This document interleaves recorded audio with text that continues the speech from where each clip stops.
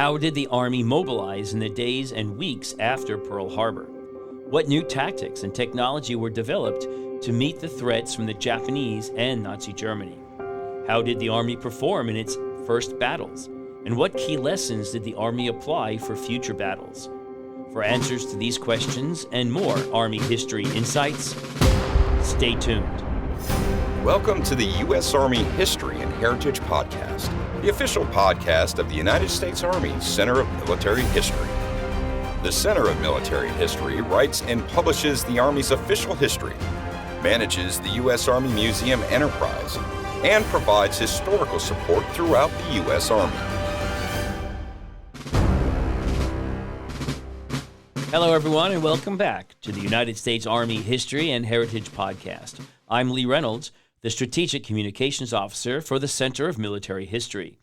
In this episode, we are looking at the Army in the first year of World War II, how it mobilized, trained, and fought in its first battles.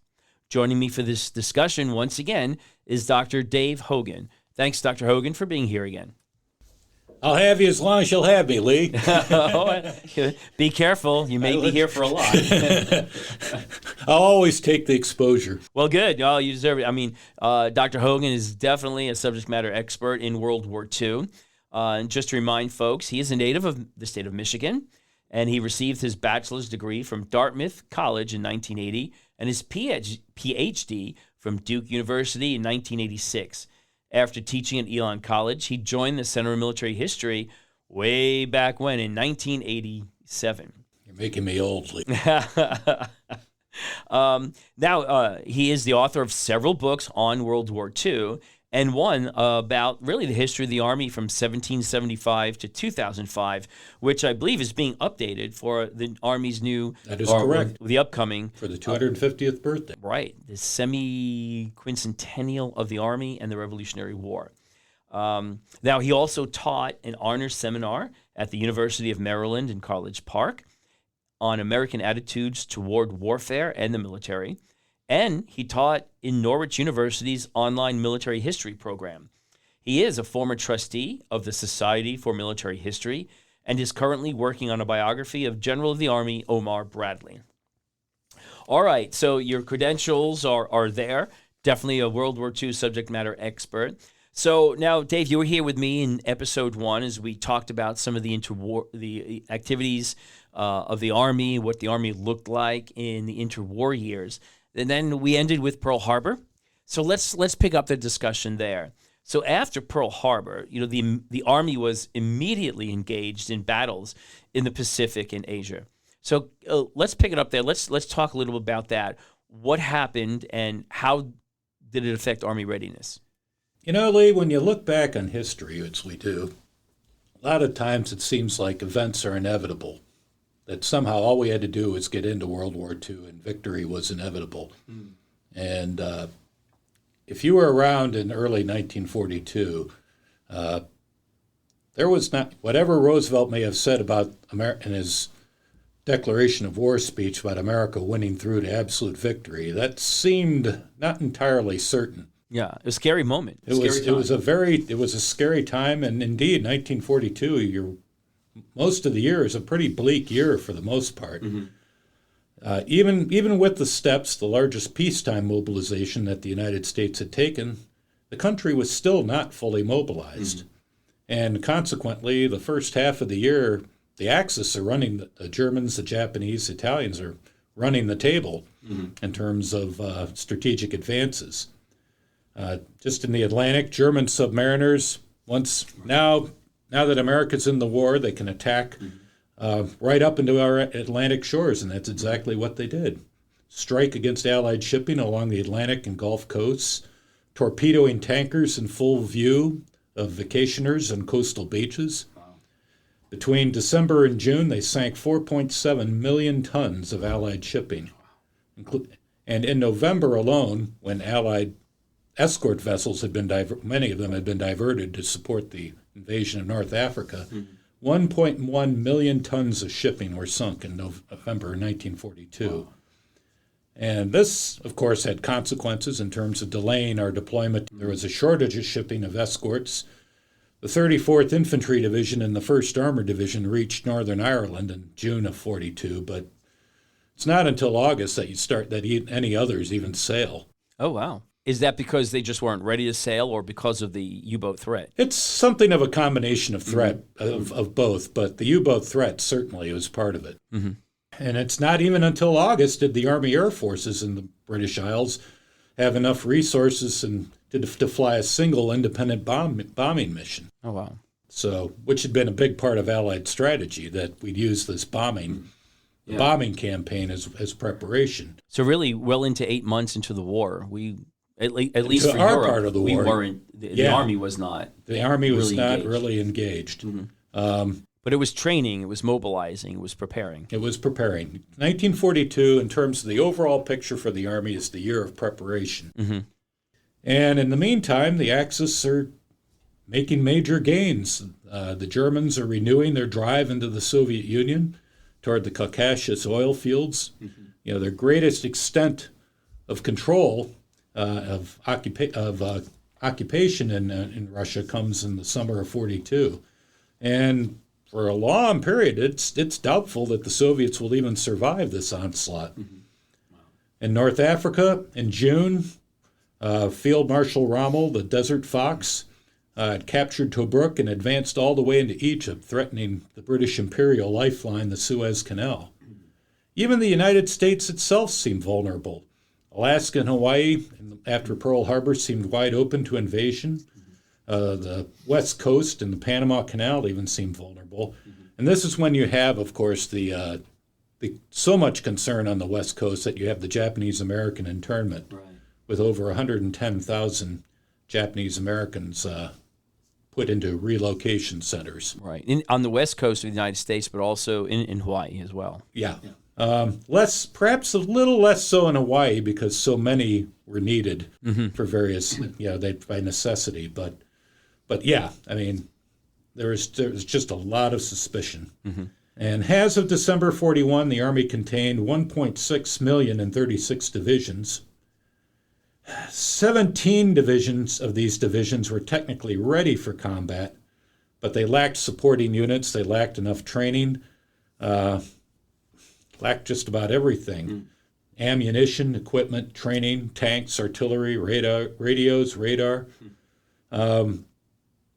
If we had been we could have put a substantial force into the field at that point to defend the continental United States, but certainly not overseas. And there was a period there until March, fears for internal security forced the Army to divert 19 stateside divisions to patrol the coasts and guard key posts and bridges and dams.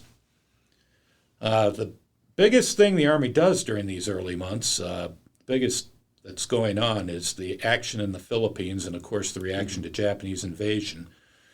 The Japanese are striking throughout Southeast Asia, capturing Hong Kong, capturing Guam among American possessions, defeating after a spirited resistance by the Marines on Wake Island. They took that. There's even an American National Guard field artillery battalion from Texas that somehow ends up on the island of Java, in what was then the Dutch East Indies, and ends up having to surrender to the Japanese invasion and spends the rest of the war in a prison camp in Burma. So, but the biggest event for the Army is, of course, the campaign in the Philippines and the fall of the Philippines. And even though the warnings of Pearl Harbor had gone out, the American Air Force is still caught on the ground by the Japanese air strike on Clark Field, and the Japanese are moving to invade the Philippines toward the end of December. Philippines, of course, are defended by one of the major American figures of World War II, General Douglas MacArthur, who is a former Army Chief of Staff. After he retired from being Chief of Staff, the Philippines invited him to create their new army with the rank of Field Marshal as the Philippines prepared for their own promised independence from the United States. And MacArthur had spent the previous 6 years or so busy doing that. As war was approaching, he regained his grade in the U.S. Army and became responsible for defense of that area. MacArthur, of course, very grandiose, picturesque, with his sunglasses, his crushed hat, and a corncob pipe that he liked, his battered fatigues that he liked to tour around in. Picture of grandeur. But he is surprised at Clark Field. And within a couple of weeks, the Japanese invade. And MacArthur has a total of about 130,000 troops in the Philippines, including this fledgling Philippine army. So that's combined, U.S.-Philippine Army. Yeah. The Philippine Army, which he's worked on, it has about 10 ill-trained and ill-equipped divisions. The Army contingent in the Philippines had about 31,000, of which about a third of those, they had built up somewhat before the war, but a third of those are Philippine scouts. And 277 aircraft, many of which were lost in the Clark Field raid. Wow. MacArthur had planned a beach defense. He announced grandly that we were going to stop the Japanese on the beaches. But on December 23rd, the day after the Japanese landed in the Philippines, he ordered the fallback plan, which was a withdrawal along in the War Plan Orange, which we discussed last time. The Army is going to hunker down and post guarding the entrances to Manila Bay, the real strategic objective in the Philippines, and hold out there until the Navy can launch its grand relief expedition across the Pacific. Wow. Of course, a funny thing happened on the way to the Navy's grand rescue expedition called Pearl Harbor. So that was not in prospect anytime soon. And in the meantime, MacArthur, when he retreated back from the beaches, he left large stocks of supplies for capture, which meant that his troops, as they withdrew into the mountainous Bataan Peninsula, flanking the entrance to Manila Bay and the island of Corregidor, they would eventually run out of food. By April, they were down to 15 ounces of food per day, which amounted to just about 1,000 calories a day. It's hard to live on 1,000 calories a day. Especially in a combat environment. Yes. And the poor diet means that they're susceptible to a lot of the diseases like malaria. So that they hold out against the Japanese invasions, but against the Japanese attacks. But over time, it's incredibly difficult for the Army, unprepared as it was, despite peacetime mobilization, to get a relief force out to the Philippines. And as the fate of the Philippines becomes more obvious, in March, MacArthur is ordered by President Roosevelt to leave, to evacuate to Australia, where he arrives and he says, "I shall return." Right. Behind him, the remainder of the American and Filipino forces surrender in Bataan on April 9th and in Corregidor on May 6th, the worst American defeat of the war. And possibly overshadowed by what followed, when the Japanese, who were unprepared for the number of prisoners they had, marched them through up to prisoner of war camps in what became known as the Bataan Death March. Those who could not keep up were bayoneted by the side of the road. Those who tried to get to water sources were shot in the effort. This was not fully revealed to the American people until 1944 or so, at which point there was, of course, a major uproar. And it wasn't revealed because they didn't know about it, or they had heard rumors about it. Okay. Some Americans did escape into the jungle and banded with Filipinos to form guerrilla movements. And in response to MacArthur saying, "I shall return," their motto was, "We remained." Wow. So, and that did provide a nucleus of support for when the Americans, and intelligence for when the Americans did return. Yeah. The Americans in early 42, the best they could do in the Pacific was they could start shipping some troops to Australia. They established a base at New Caledonia. 2 divisions went to Australia in March and April. So they're establishing this string of island posts that kind of went around the southern perimeter of the Japanese advance.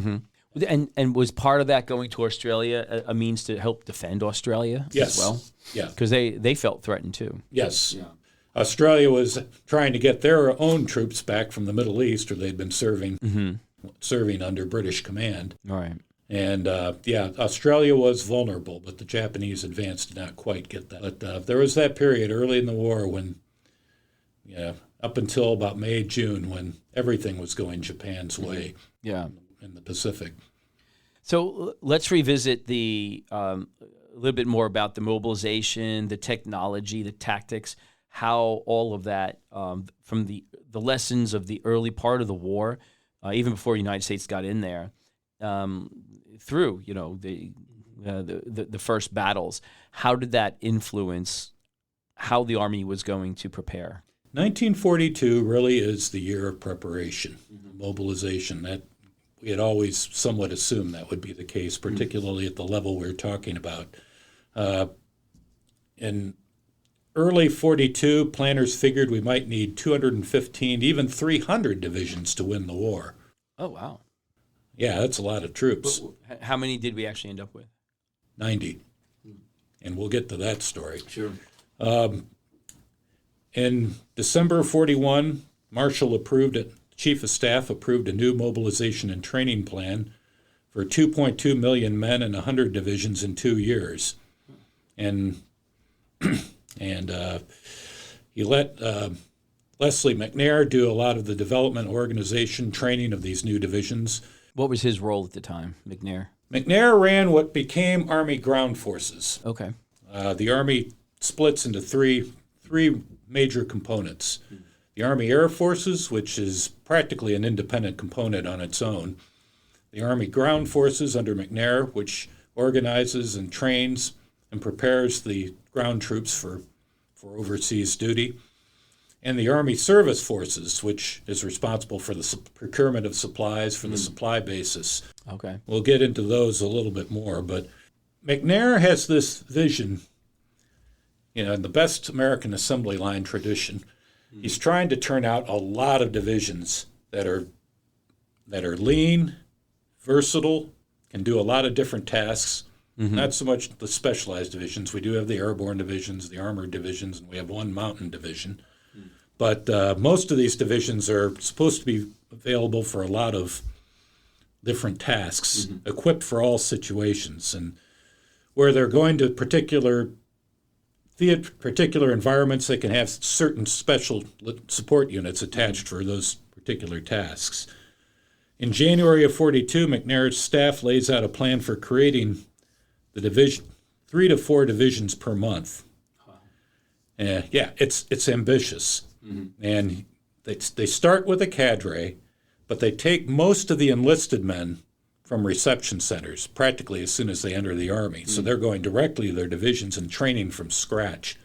So they didn't have basic training like we have today? Not quite like that.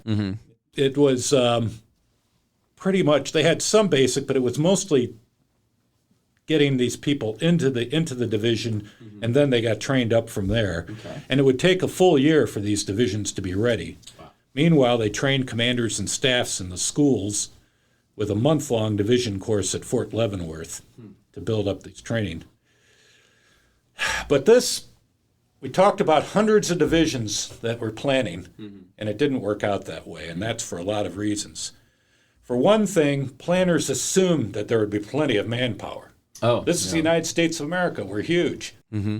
But it doesn't take into account, for one thing, the demands of the other services.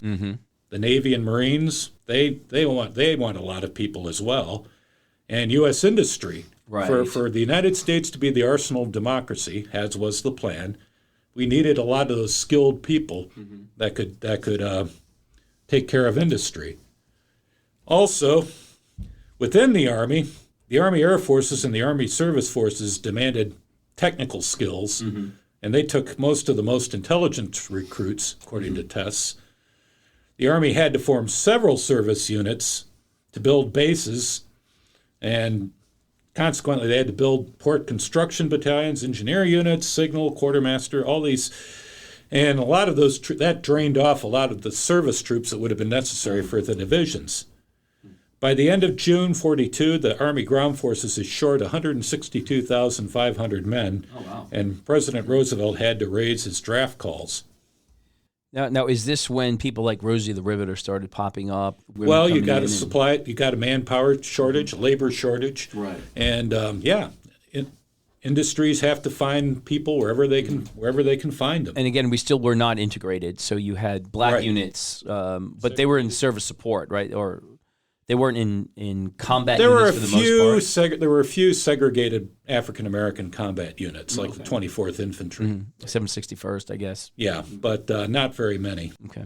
Part of the thing, too, that's going on is as the Army's expanding, you get this massive turnover of within divisions.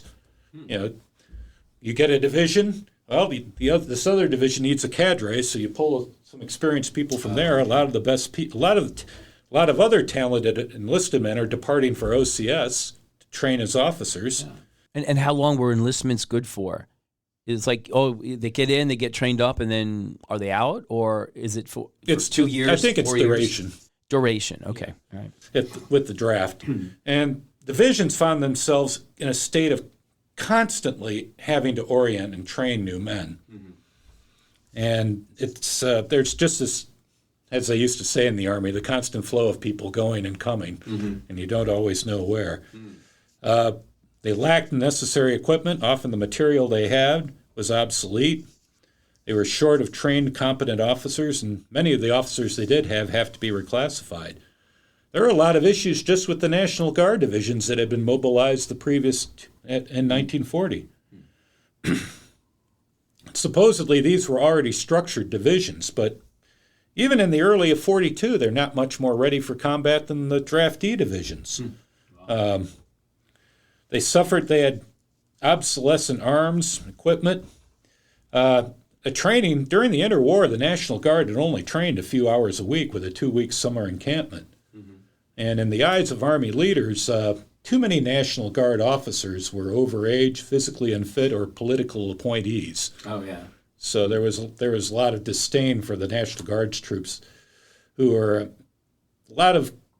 as far as the regular leaders could see, a lot of cliques, a lot of cronyism, and coddling troops who were often their neighbors and constituents at home.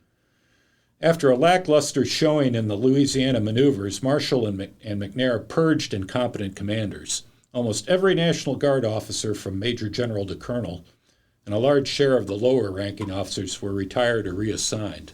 Oh, wow. And they now, obviously, this led to a lot of cries of regular prejudice, and the Army had a policy: no National Guard vacancy would be filled by a regular if a competent National Guardsmen were available. Still, by 43, the Army staff knew the manpower barrel had a bottom.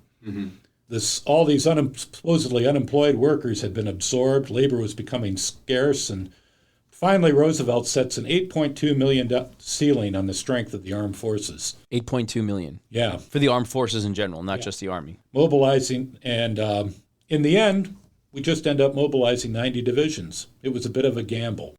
But given the trade-offs with the other services and with industry, that was a gamble we felt we had to take. And with all of this mobilization, what happened to the Great Depression? That is one of the great stories. Actually, with the labor shortage and the prices and all that, the Depression is no longer a consideration. Right, that's gone. It's done. Yeah, when you're having women enter the workforce, and that is the case. But I think that's worth going to, unless you're planning on discussing that later on. But the women in the workforce, the WACs, when does all that start?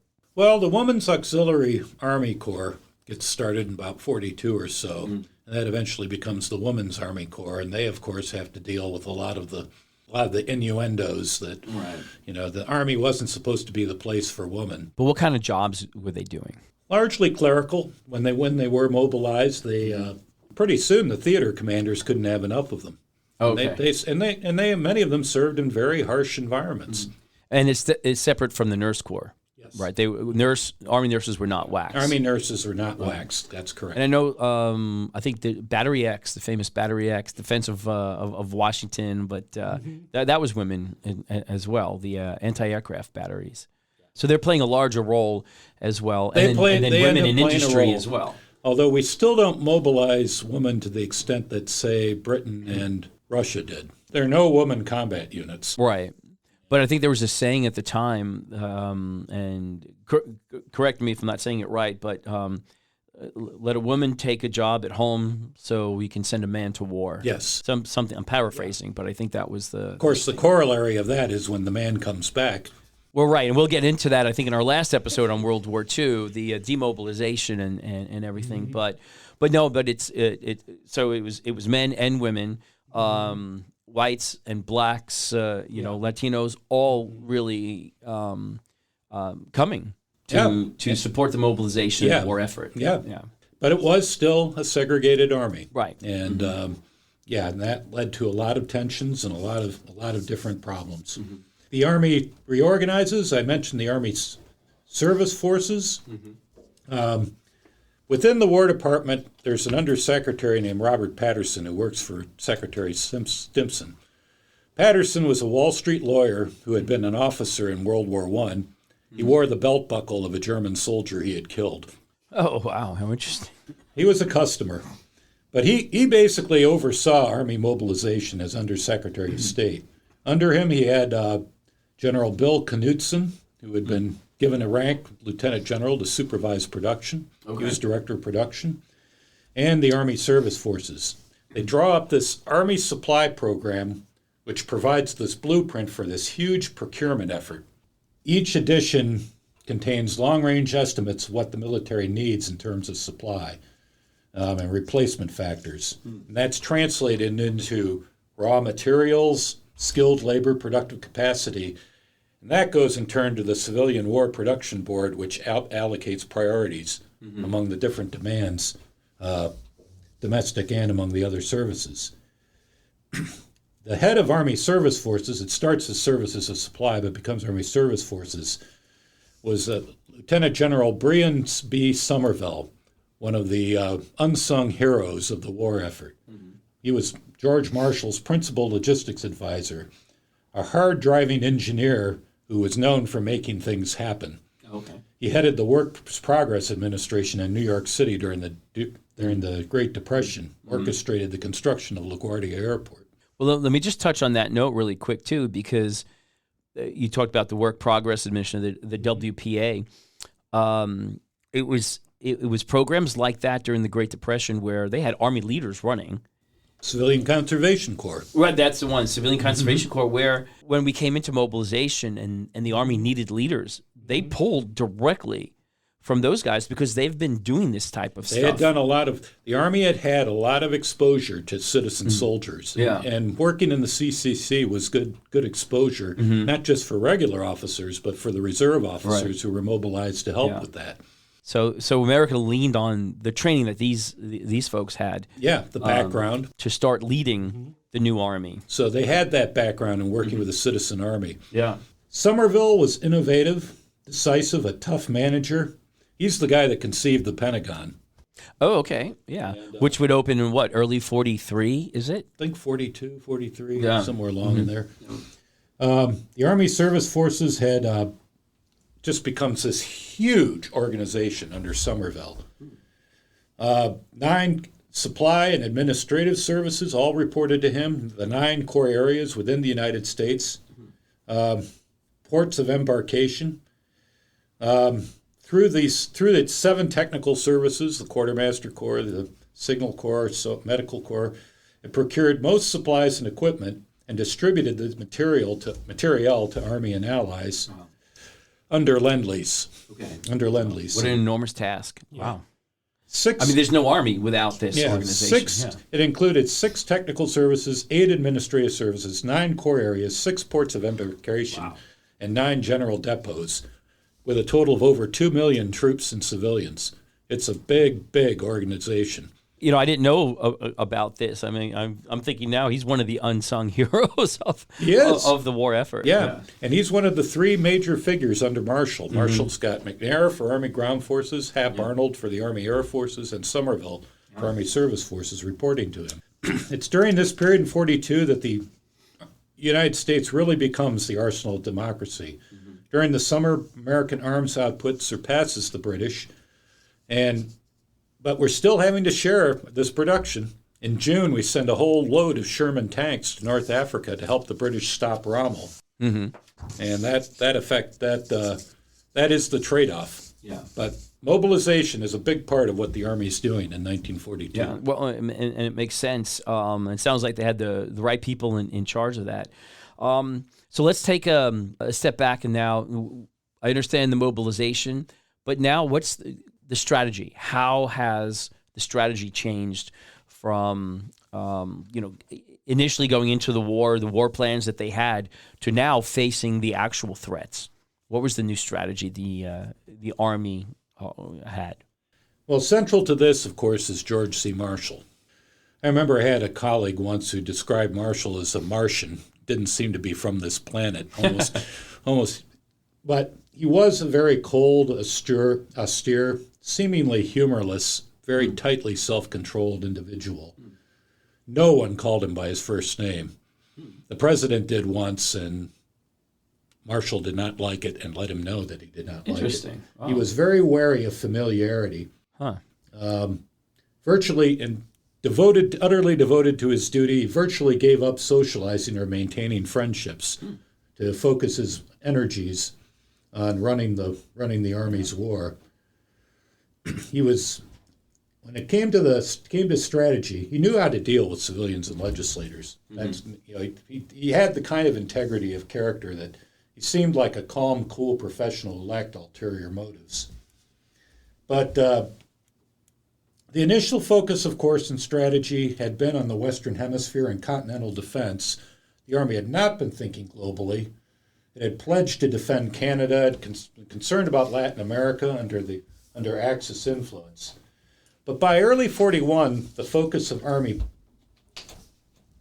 policy, even if not officially and ostensibly, was changing more to limited participation in the war. As the spring of 41, the institution of Lend-Lease, the shipment of supplies to Britain, all aid short of war, the undeclared naval war that went on when Roosevelt directed American naval vessels to escort convoys, the expansion of the defense perimeter into the Atlantic, U.S. troops go into Greenland, go into Iceland. And the Army is turning toward what became known as the color plan, rainbow color plans. We talked last time about the orange plan, the red plan. But now they're having to think about operations against multiple enemies. Yeah. A two-ocean coalition war. And when they think about this, they think in terms, this is where the concept of Germany first comes. You defeat the stronger enemy in Europe first, and then you wear down Germany with bombing, with a blockade, subversion, limited offensives, while mobilizing the strength to invade Europe. And you just contain the Japanese with air, sea, and local defense forces, hopefully with the Chinese manpower too, bogging the Japanese down in China. So that's the strategic background. Once Pearl Harbor comes along, and the British, of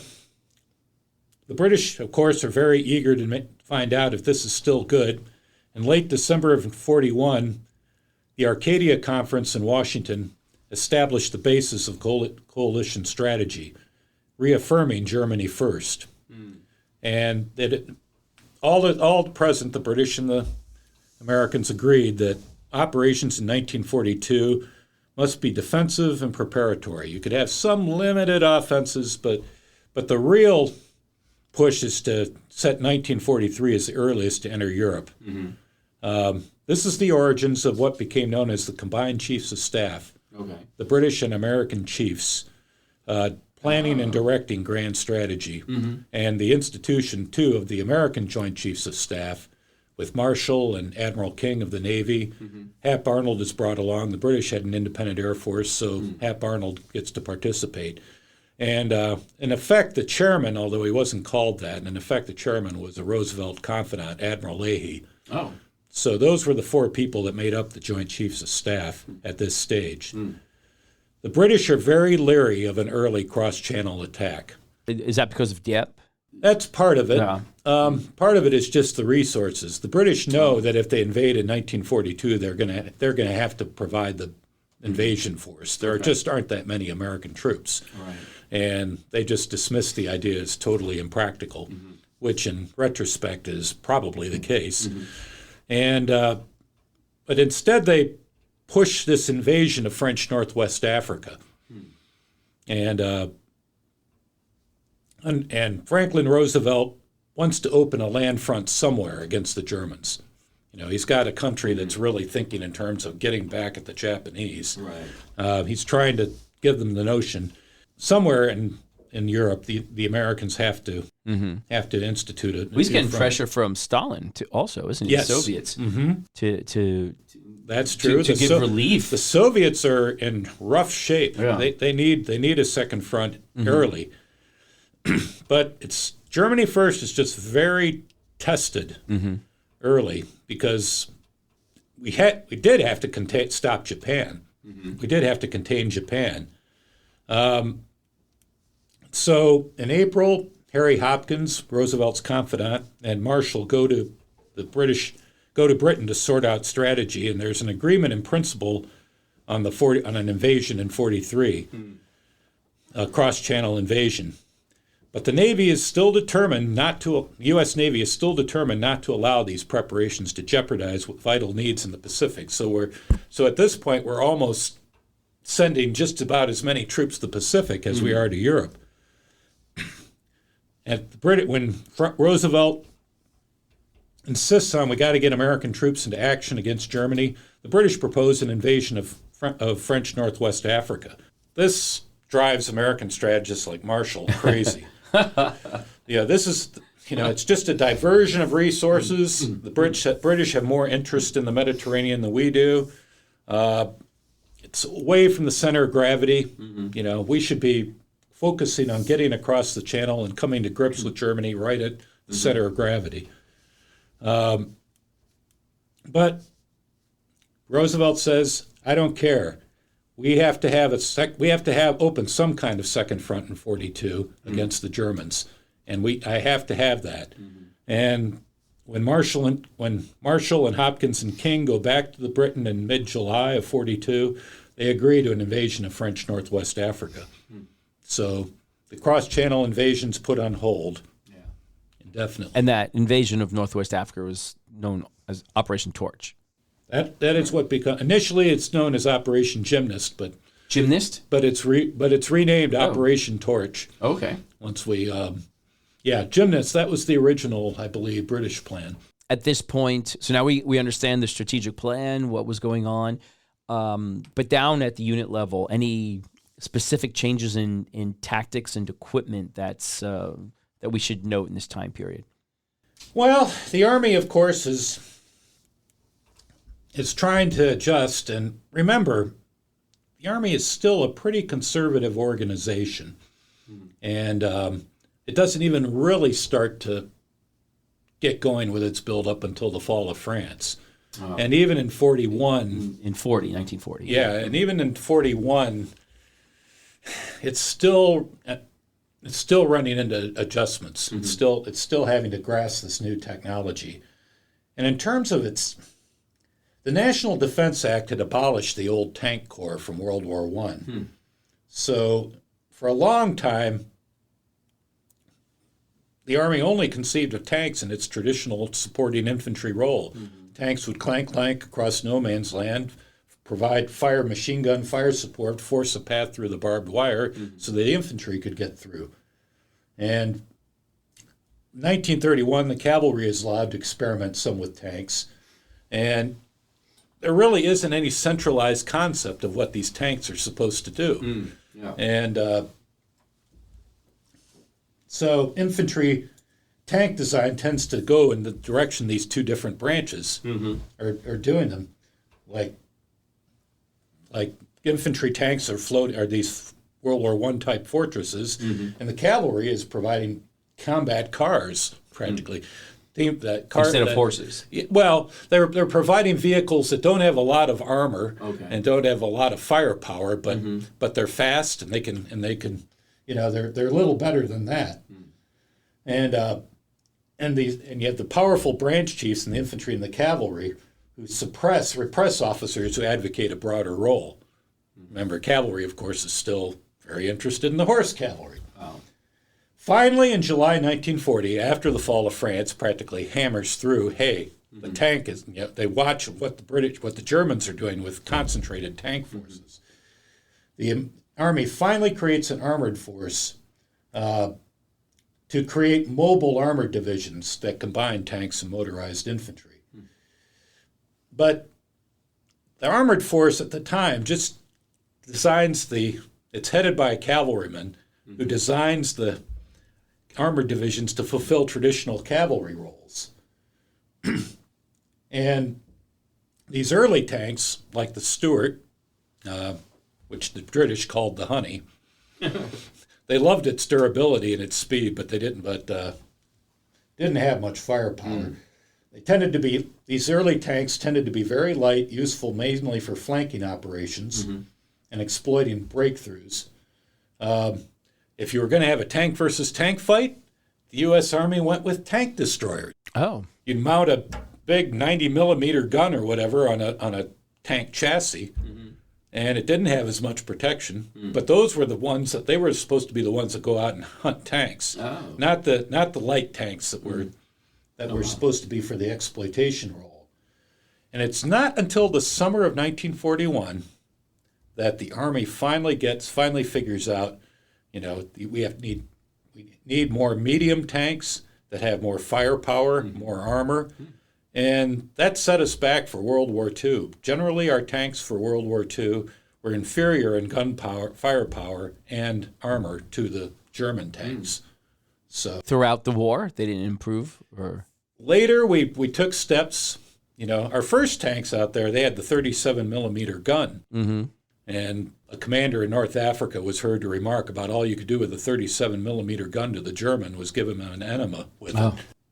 They then came up with 75 millimeters for the Sherman tanks, which were certainly a lot better, but still had trouble penetrating German armor and the best German tanks. Then it wasn't until almost the end of the war that you had Pershing tanks introduced that were much better. Okay. But we were able to produce a lot of Sherman tanks, and they were durable. They were reliable. They ran very well, and there were a lot of them. And but yeah, you could see some of the effects from the lack of tank design. We developed airborne divisions in response to the German use of airborne divisions on Crete in 1941. And those become a fixture, of course, in the post-war Army. We developed fire direction centers, communications, air spotters that make American artillery the best. Oh, yeah. American artillery was tremendous in World War II. The infantry-tank coordination. It takes time, but eventually we get the air coordination to go with it. Well, as a former artilleryman, I'm very proud of a George S. Patton quote. He said, "You know who won the war? It was the artillery." Exactly. The Redlegs can take pride. What was the old saying? Artillery takes, infantry occupies. That's it, exactly. We switched to a triangular division from the old square division of four regiments, 2 brigades. We converted to the triangular division, which had 3 regiments containing a total of 15,000 men. It was more mobile, more flexible for the World War II battlefield. And new manuals emphasized armor, aviation, mechanization, and improved communications. So it's late, but we adapt a lot of these. And, of course, we adapt quite a bit when we're actually on the ground. That says something about the American soldier. Yes. The adaptability. Flexibility, the adaptability of the American soldier, and American technology. We had worked on combined arms. So the infantry artillery team was great. We had a lot of work to do in close air support. The Air Force had been very slow to work on close air support, and really, in all honesty, the Army hadn't focused on it as much in pre-war period either. But by 1942, we were developing manuals, ways to achieve a penetration and a breakthrough, and then blowing a hole using superior firepower with tanks and air, and then a mechanized exploitation force that could go deep into hostile territory. Oh, wow. Yeah, so what an amazing year. I mean, not on the battlefield. There definitely took some hits there, but at the homeland, just the as you've said a couple of times, it was a year of preparedness, a year of mobilization, getting ready, adaptability, flexibility, watching what's happening in both theaters of war and adapting to that. It demanded a lot of patience. Right. And we talked about this earlier, a scary year. Yes. For the American people, but for the military too. Like, what are we going to face out there? So what a fascinating year. Yeah. And we're having to learn a lot of new things like amphibious warfare, because if we're going to get back on the European continent, it becomes, and gain all those islands in the Pacific, we are going to have to work on joint operations against to take beaches. And go through all that. And then as 1942 comes to a close, we'll go more into this as we're going to have a whole episode about the Mediterranean, North Africa, Sicily, Italy, and we'll go into more details about what happened there. But as 42 closes, we've got a foothold on North Africa, and we continue to learn lessons and to adapt. Yes, things start to turn in the second half of the year. Things start to turn. You have the Battle of Midway, which stops. Doesn't June in June of 42, which that's the end of the Japanese expansion of their defense perimeter. Right. And in August, the Marines invade Guadalcanal. So you're starting to get a limited offensive there, which we'll go into with the Pacific. Yeah, we'll have a couple episodes on the Pacific in this World War II series. And the Army really doesn't get involved in Guadalcanal and in New Guinea until almost the end of the year. Right. So it's... So some advances, some successes, more in the Pacific.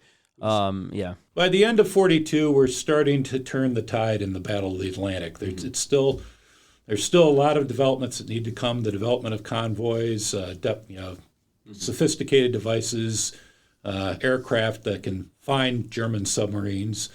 The tide's turning in European theaters to a degree.